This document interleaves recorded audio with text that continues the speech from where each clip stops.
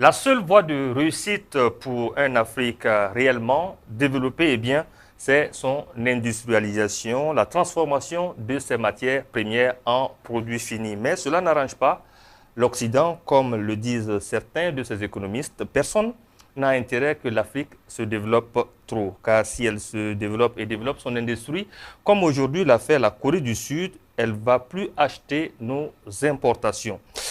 Il faut donc maintenir l'Afrique dans un état intermédiaire.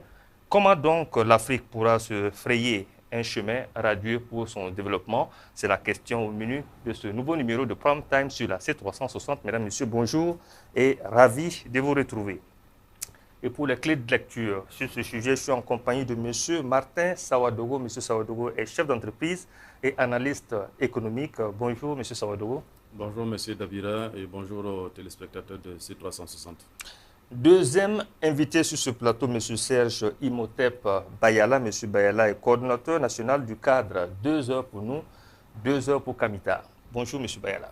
Oui, bonjour M. Dabira et bonjour au grand frère Martin Sawadogo et à tous les téléspectateurs.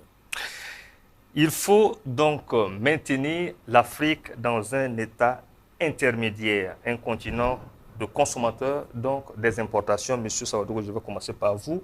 Est-ce qu'on peut donc en déduire que le sous-développement en Afrique a été pensé et exécuté par certains? Alors, il faut savoir que dans toute l'histoire du monde, les relations que nous avons eues avec les autres n'ont jamais été des relations d'amitié. L'esclavage est passé par là, la colonisation.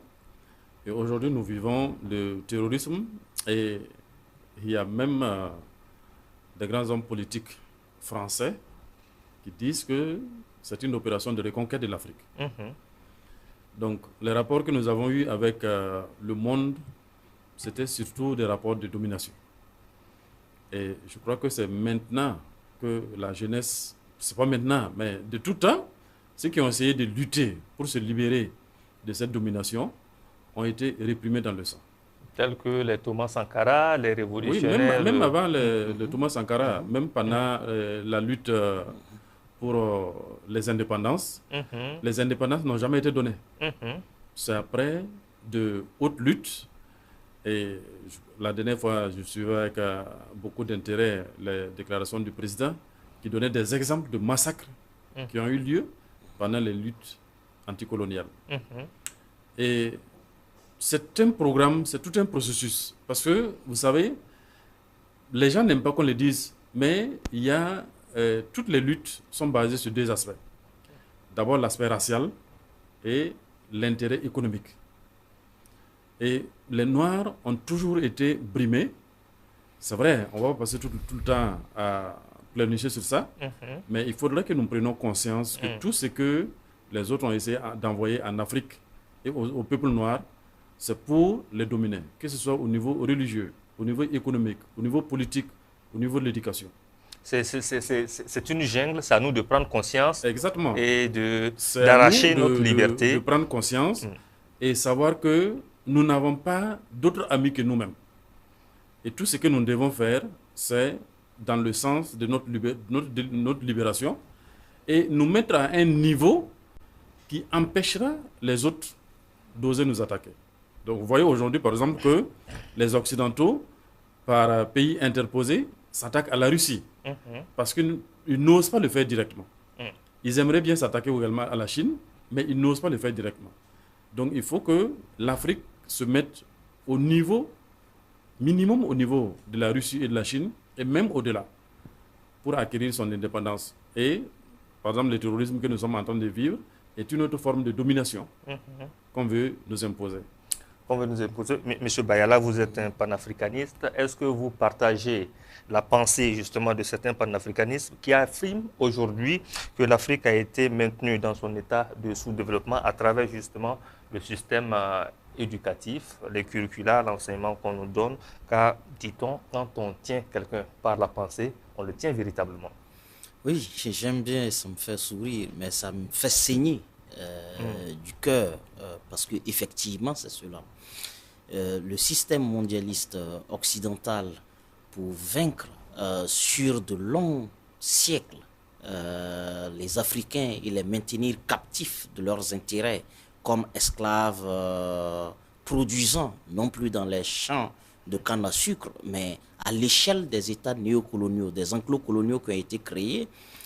C'est une forme de vassalisation qui ne profite qu'au seul et unique intérêt du maître négrier qui ne veut pas renoncer à son statut, même s'il a tenté de l'enjoliver au fil des années. Il est passé d'esclavagiste à coopérant. Hein, il est devenu coopérant au développement. Mais la réalité entre le coopérant au développement et l'esclavagiste, c'est le nom qui a changé. Ils défendent les mêmes choses, avec les mêmes outils. La guerre, la barbarie, on trouve les mots, c'est juste question de terminologie. C'est une question de terminologie. On trouve, on essaie d'adapter pour que les mots, d'arrondir les angles, pour que les mots ne révèlent pas très tôt leur réalité. Donc on cache la véritable réalité derrière un mot et juste le temps que nous nous rendons compte que le coopérant est un véritable, n'est pas un assistant technique, mais un véritable assassin. C'est pas moi qui le dis. Vous savez, les mots du père de la Révolution, qui avait suffisamment étudié le système impérialiste, était parvenu à dénicher que les coopérants qui sont dans nos différentes administrations et qui disent agir pour assister notre administration étaient en train de travailler à faire de notre administration une administration aliénée, à s'assurer que les curricula qui vont forger le citoyen de demain sont des curricula qui le consacrent comme esclave éternel, un mendiant intellectuel qui n'est pas capable d'avoir une certaine souveraineté de pensée, de jugement. Et donc le système éducatif a joué un rôle ravageur, un rôle mais central, parce que effectivement celui qui vous tient par la pensée vous tient réellement et il vous tient éternellement.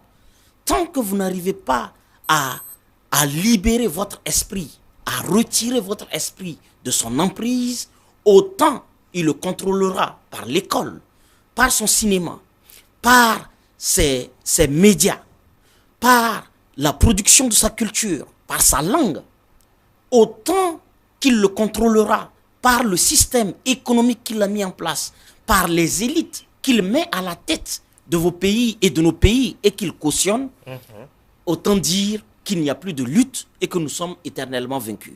Et c'est pourquoi il a passé par plusieurs programmes, tels les programmes d'ajustement structurel. Vous avez vu l'ESCAD, tout l'ensemble des programmes mis en commun. Je parle sous le couvert de l'économiste. Ils ont en filigrane un seul et même but. Comment faire de l'Afrique un continent sans initiative pour lui-même et pour ses populations? Comment faire de l'Afrique un continent au service de l'hégémonie occidentale? C'est sûr à quoi cela concourt. Pour ce qui est du système éducatif, on peut se réjouir de la volonté du Premier ministre burkinabé qui a donc émis l'idée de mettre en commun le système éducatif avec les autres pays de l'AES, basé sur nos valeurs traditionnelles, nos valeurs endogènes, sur notre histoire. On espère que cela va permettre donc justement de donner beaucoup plus de clés de lecture à ces générations futures d'Africains. Alors, je viens à vous, monsieur Sawadogo, monsieur l'économiste. Alors, on n'a pas assez d'industrie en Afrique. Nous avons la matière première. Est-ce qu'il faut être plus agressif désormais dans les négociations avec les pays occidentaux? En fait, comme peut-être une solution. Il faut être réaliste. Il n'y a pas et puis il n'y aura pas de bonnes négociations avec les Occidentaux. C'est là où, généralement, nous nous trompons. En pensant que... Il faut aller voir ailleurs.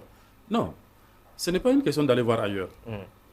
D'abord, la première des choses est que nous devons développer notre industrie pour satisfaire à nos besoins propres d'abord.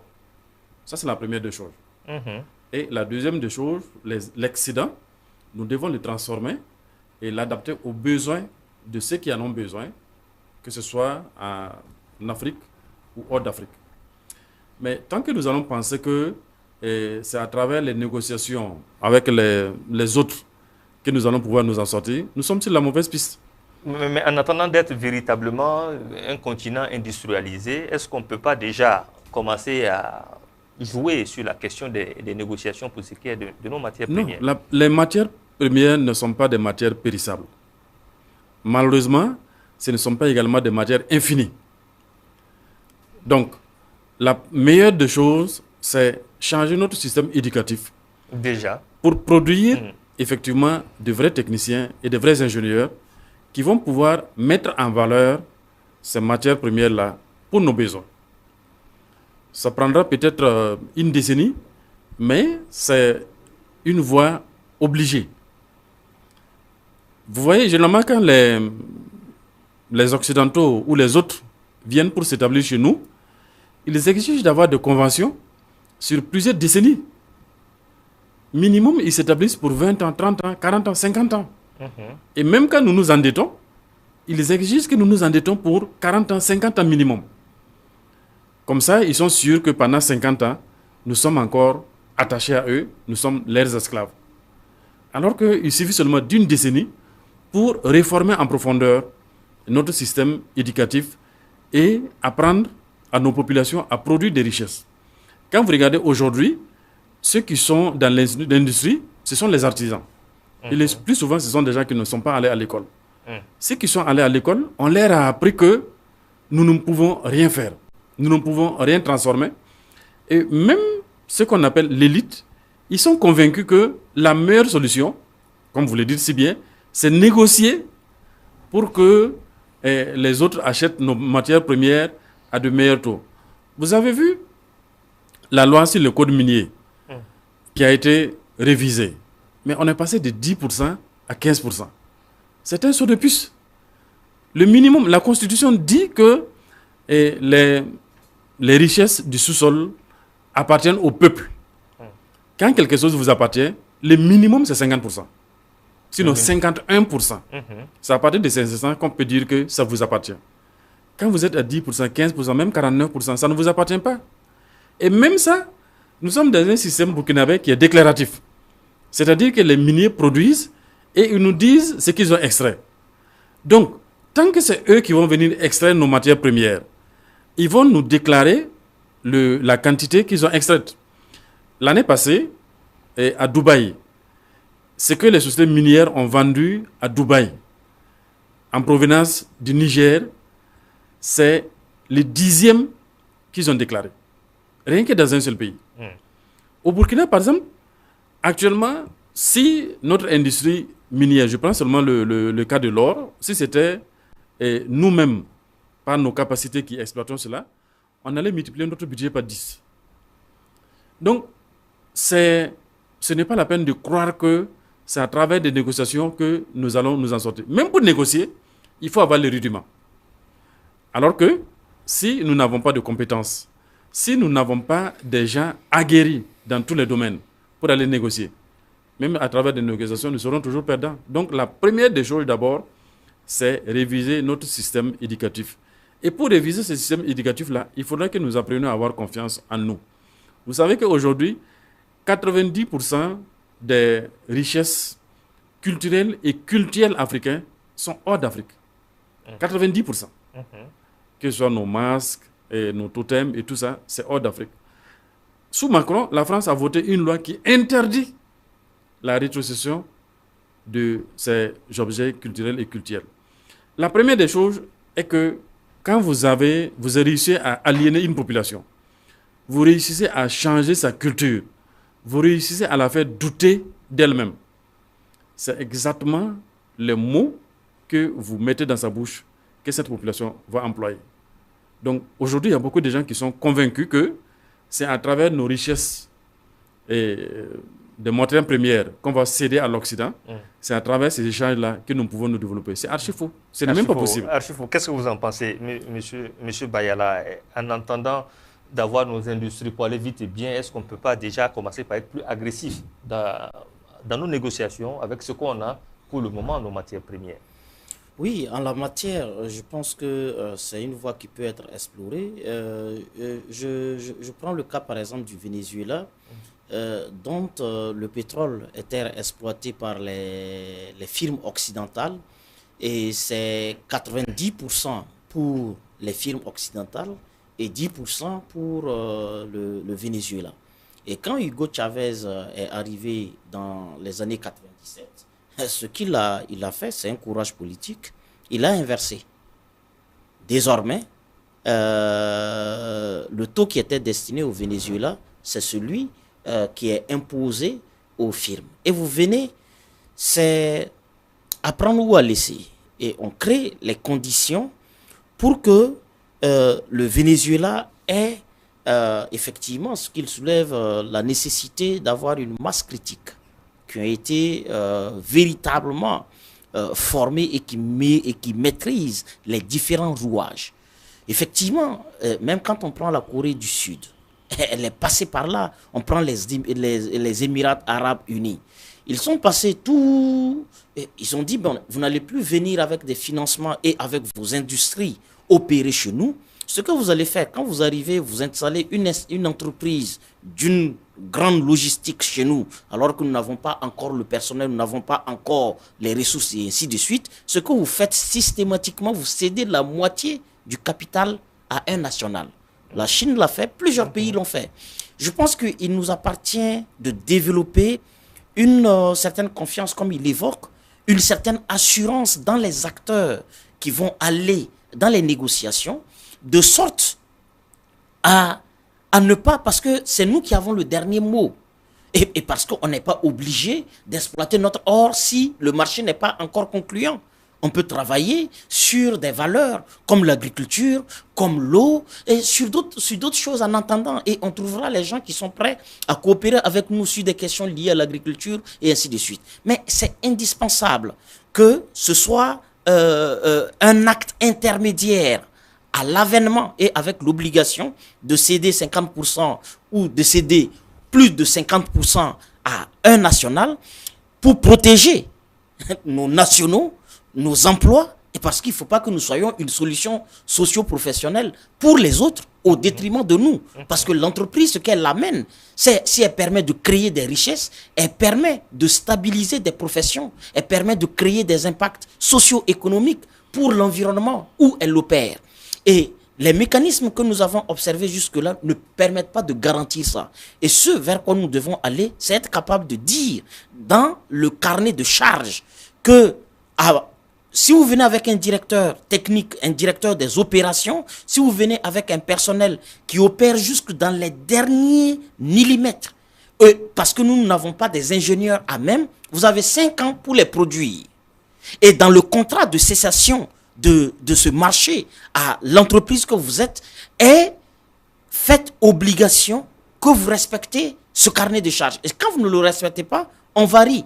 Et je pense que le Ghana l'explore à un certain degré et ça permet, l'Afrique du Sud également, le Botswana, et ça permet de créer l'expertise en matière de transformation des matières premières, de leur contrôle et de la technologie de leur valorisation au niveau national avec une masse critique qui arrive à le faire. Je pense que c'est un élément intermédiaire important et parce que dans l'idée des Occidentaux, c'est comment faire en sorte que nous n'atteignons jamais l'idée d'une industrialisation qui remet en cause les produits finis qu'ils viennent déverser chez nous. Ils veulent de nous des consommateurs et non des producteurs. Des consommateurs, ils veulent pas, oui, et voilà, ils veulent que nous continuions à vanter l'idée que nous sommes premiers producteurs de cacao, premiers producteurs de coton, mais jamais premiers transformateurs de coton produit, de l'or produit, du diamant produit. Ils sont conscients des enjeux et ils savent que le sort de pays sous-développés qui les menacent est irréversible s'ils laissent des tentatives comme celle de l'AES prospérer. Et d'où toute l'idée d'agression de façon outrancière et ouverte. Vous voyez, il le disait tout à l'heure, c'est des hommes politiques français, des généraux de l'armée qui, tout aujourd'hui, ne se gênent pas de reconnaître le terrorisme comme moyen de reconquête de l'Afrique.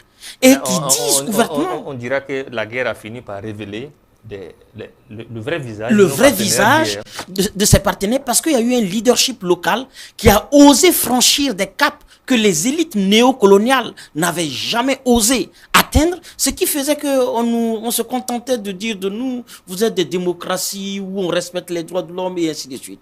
Mais on ne se pose pas la question, combien de fois on a piétiné nos droits pour maintenir ce système mondialiste? Combien de fois on a écrasé notre propre initiative de décider au détriment de la leur? Donc je pense que il faut complètement inverser cette courbe et aller dans une trajectoire en se disant que dans 10 ans, dans 20 ans, nous devons avoir des mines au Burkina Faso qui sont assurées, ou des industries au Burkina Faso qui sont assurées par des nationaux, et donc il faut aller à la conquête de la technologie de création des entreprises. Et je pense que des usines de transformation, et je pense qu'aujourd'hui ce n'est plus quelque chose d'inaccessible à l'Afrique.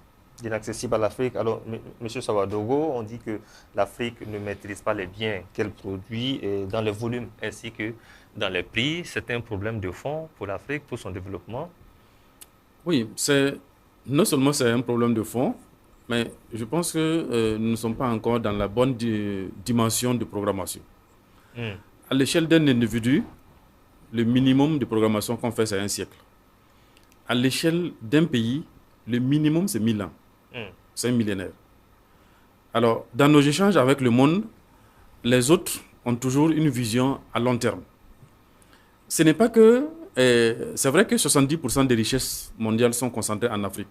Mais les autres également ont des richesses. Mais quel est leur programme? Exploiter d'abord les richesses de l'Afrique. Terminer avec ça. C'est quoi la valeur d'un être humain? Quand vous enlèvez votre valeur culturelle et vos valeurs matérielles, mais vous êtes devenu maintenant une cible très facile. Il faudra que nous regardions l'histoire. Dans nos échanges avec le reste du monde, l'objet n'est pas simplement de nous maintenir à un niveau de sous-développement. L'objet, c'est récupérer l'espace que nous occupons. Il y a eu des cas, l'exemple avec les Indiens d'Amérique, aujourd'hui ils ont disparu. Exactement. Les Indiens sont actuellement dans des enclos dans leur propre pays. Ce qui se passe actuellement en Palestine, vous voyez, l'objectif d'Israël est d'occuper la totalité de la Palestine sans les Arabes palestiniens. C'est la même chose qui s'est passée en Australie avec les aborigènes. Quand vous prenez l'Afrique du Sud est occupée par des Blancs et l'Afrique du Nord également par des Blancs, et la progression est en train de venir, de monter de part et d'autre. Le terrorisme, l'objectif, ce n'est pas simplement de faire peur aux Africains, mais quand vous regardez même leur mort opératoire, c'est chasser les populations hors de ces zones-là. Et c'est en train de progresser de la Libye vers le golfe de Guinée. Et c'est toute l'Afrique, en fait. C'est un programme qui concerne toute l'Afrique. Donc, quand nous faisons des analyses sur 5 ans, sur 10 ans, en fait, nous sommes loin de l'objectif. Est-ce que le fait de brandir aujourd'hui qu'une des solutions majeures aussi, c'est d'attirer le plus d'investisseurs directs étrangers? Jamais. Aucun pays... C'est une erreur fondamentale. C'est une erreur fondamentale. Regardons simplement l'histoire récente. Les programmes d'ajustement structurel, comme il a évoqué. On dit que ça a été un échec. Non, ça a été un succès fulgurant pour la Banque mondiale. C'est exactement ce qu'il voulait.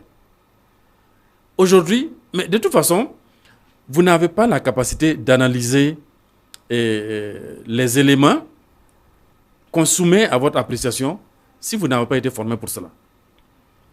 Malheureusement, quand vous prenez les économistes africains, ils sont tous formés dans les écoles occidentales. Mais dans les écoles occidentales, qu'est-ce qu'on leur enseigne? On leur enseigne que le potentiel de l'Afrique, c'est sa matière première. Par conséquent, il doit mettre ces matières premières à disposition de l'Occident, qui eux ont le savoir, les moyens financiers et les industries pour les transformer. Et beaucoup de gens sont convaincus que c'est effectivement la seule solution. Mais ils ne sont pas dans la prospective. Les différents régimes qui se sont succédés, leur programme, c'est sur 5 ans, 10 ans. Non. Un pays fait un programme minimum sur 1000 ans. Sur 1000 ans Et il les divise en séquences de 10 ans, en pensant aux générations futures. Donc, je vous dis que les richesses du sous-sol ne sont pas des richesses renouvelables. Et la plupart des pays même qui produisent le pétrole sont en train de faire une transition pour laisser progressivement le pétrole et développer d'autres volets, d'autres sources de choses d'économie. Donc, si nous restons toujours dans la dimension que non, nous avons des richesses de sous-sol, on doit les mettre à la disposition de l'Occident. C'est une mauvaise analyse. C'est une mauvaise analyse. Alors, non seulement nous devons les transformer pour satisfaire nos besoins et empêcher même cette saignée-là qui fait que nos richesses sont en train de s'évader. Alors, parlons des mesures. Alors, quand une compagnie étrangère vient justement, est-ce qu'on doit faire comme les pays du Golfe, imposer justement de donner une grosse partie de l'investissement à des autochtones ou peut-être à des communes? Non seulement nous devons imposer cela, mais également nous devons aller plus loin. Parce que vous savez aujourd'hui que, je pense que le ministre d'État Bassolma a eu même à le dire, nos autorités n'ont même pas accès aux chambres de fonte des sociétés minières. Donc non seulement on ne connaît pas la quantité qu'ils extraient, mais on ne connaît même pas les autres substances qu'ils extraient. Donc il faut changer même les conventions que nous signons avec ces sociétés minières-là. Non seulement en termes de pourcentage, mais en termes d'implication. Il a si bien dit, il faut qu'on insère dans ces conventions-là qu'ils doivent former nos cadres, mais sachant que la connaissance est la chose la mieux gardée. Personne n'a intérêt à transmettre ces connaissances. Donc c'est à nous également d'aller à la conquête de cette connaissance-là pour pouvoir dévoiler les magouilles qu'ils sont en train de faire. Parce que soyez sûrs à 100% que ce n'est même pas 10% de ce qu'ils exploitent qui déclarent aujourd'hui. Alors, nous sommes dans un contexte où le sommet Chine-Afrique bat son plein. Mais, M. Bayala, que gagnent nos pays africains avec la coopération plus approfondie avec la Chine en ce moment? Oui, l'avantage que nous avons à avoir de plus en plus de coopération avec les pays du bloc de l'Est, c'est qu'ils ne sont pas dans une démarche de nous envahir culturellement, religieusement, de transformer, de livrer une guerre contre les valeurs, contre notre différence, notre diversité. La Chine, comme les autres pays du BRICS, n'ont pas cette même approche. Non, ils n'ont pas cette approche colonialiste, déshumanisante. Elle est le monopole et la chasse gardée des Occidentaux, dont le processus de conscience humaine n'est pas assez évolué et ne les permettant pas d'accepter que le noir est également un homme avec lequel il faut discuter. Et tout le postulat de l'oppression que nous subissons est lié à ce manque d'évolution de l'occidental, au sens où il n'arrive pas à intérioriser que la couleur de peau ne fait pas de l'autre quelqu'un qui n'a plus toute la totalité de son humanité. Et il est dans cette petite limite-là. Et c'est pourquoi ces pays-là, moi j'appelle véritablement à un renforcement. Et il nous appartient d'avoir véritablement des marges de discussion, mais basées sur des équipes conscientes des enjeux en cause, pour ne pas aller avec les mêmes attitudes de vassalisation que nous avons eues avec les Occidentaux. Parce que s'il est vrai que c'est l'autre qui peut nous imposer des choses, il demeure aussi vrai que par notre manière d'être, on peut même se livrer en esclave, on peut même se livrer en dominé à l'autre. Donc il faut changer le paradigme de la coopération, de la diplomatie en affaires économiques et dans tous les autres domaines. Et je pense que la Chine a une histoire, a un parcours. La Chine est aujourd'hui un incubateur mondial de technologie dont nous avons besoin pour transformer notre agriculture, faire de cette agriculture une agriculture de quantité et de qualité, une agriculture qui a franchi l'agriculteur, faire de tous les secteurs vers lesquels nous sommes en train de candidater, les voiries, nous devons avoir les ingénieurs les plus futés, les questions de tuyauterie, de plomberie, les questions d'électricité. Aujourd'hui, il y a un déficit criard. On a plus de philosophes que d'électriciens. On a plus de gens qui parlent la langue française et qui la maîtrisent que d'ingénieurs agricoles. Et avec ces pays, c'est comment travailler à avoir des coopérations sur le plan scientifique, sur le plan des investissements en abandonnant les acteurs classiques pour véritablement asseoir une coopération de la formation. Et aujourd'hui, nous avons véritablement besoin de ça. Aller à la chasse de la technologie, de la connaissance. Et comme personne, effectivement, la limite de l'idée à imposer à des sociétés minières de former leurs adversaires, leurs challengers, elle est limitée. Parce que cette formation qu'ils veulent donner peut être biaisée. Comment nous faisons, tout en leur faisant ça comme obligation, une suivie par nous-mêmes où nous donnons une formation que nous voulons à nos propres cadres. Et je pense que c'est un enjeu également. Un enjeu majeur, on va dire. Alors, monsieur Sawadoro, nous sommes presque au terme de l'émission. Alors, la Chine appartient à un bloc, les BRICS. Est-ce qu'on dira que l'avenir de l'Afrique, c'est d'aller vers les BRICS? L'avenir de l'Afrique, c'est compter d'abord sur elle-même. Il ne faudra pas se bercer d'illusions. C'est vrai que les Chinois ont un autre paradigme, mais il faut savoir que chacun lutte pour ses intérêts. Il n'y a que les Africains qui croient qu'ils ont des amis. Nous n'avons pas d'amis. Nous avons à la limite des partenaires. Et le partenariat sincère, c'est le partenaire qui va vous accompagner à vous développer. Ce partenaire-là n'existe pas pour le moment. Je vais vous donner seulement quelques petits exemples. Au temps de la Révolution, le président Sankara avait demandé aux Russes d'accueillir des étudiants burkinabés dans leur système spatial. Ça n'a jamais eu lieu. Les Chinois ont demandé aux Américains de coopérer dans leur système spatial avec la NASA. Ça n'a jamais eu lieu. Les Chinois ont demandé aux Britanniques d'être actionnaires dans Rolls-Royce et apporter leurs capitaux. Les Britanniques ont complètement refusé. Vous savez ce qu'on appelle les brevets? C'est que chaque découverte, il y a un sceau du secret. Personne ne veut vendre ces découvertes. Et même les universités où ils ouvrent, ils reçoivent les étudiants du monde entier, c'est jusqu'à un certain niveau. On va former des ingénieurs journalistes, mais Huawei a ses propres ingénieurs.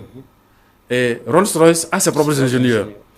Et Airbus a ses propres ingénieurs. Mais ils ne vont jamais prendre des Africains dans ces disciplines de haute technologie. C'est à nous de faire comme la Chine, voler, parce que quand on parle de... comment dirais-je? Très rapidement. Oui, quand on parle d'enquête ou quand on parle de secrets, ce n'est pas seulement les secrets militaires, il y a également les secrets industriels. Et aujourd'hui, c'est les secrets industriels qui sont les mieux gardés. Personne ne va divulguer ces secrets industriels. Il faut que nous formons notre élite à comprendre cela et à pouvoir s'accaparer des secrets industriels-là pour pouvoir développer l'Afrique. Voilà donc qui est bien dit, monsieur Martin Sawadou. Merci d'être passé. Je vous en prie. Je rappelle que vous êtes chef d'entreprise et analyste économique. J'espère que nous vous retrouverons très bientôt pour d'autres sujets donc, en lien avec des questions économiques et même de l'actualité de façon globale. Merci. Merci à vous, monsieur Serge Imhotep Bayala. Vous êtes le coordonnateur national de 2 heures du cadre. 2 heures pour nous, 2 heures pour Kamita. Merci d'être passé et nous partager justement vos clés de lecture par rapport donc à ce sujet d'ordre économique et espérant justement vous recevoir très vite avec d'autres sujets d'actualité. Avec plaisir. Merci à vous, fidèles téléspectateurs de la télévision panafricaine C360. Pour ne rien rater, restez toujours connectés à nos programmes et abonnez-vous à nos plateformes digitales. À très vite avec d'autres sujets de débat d'actualité.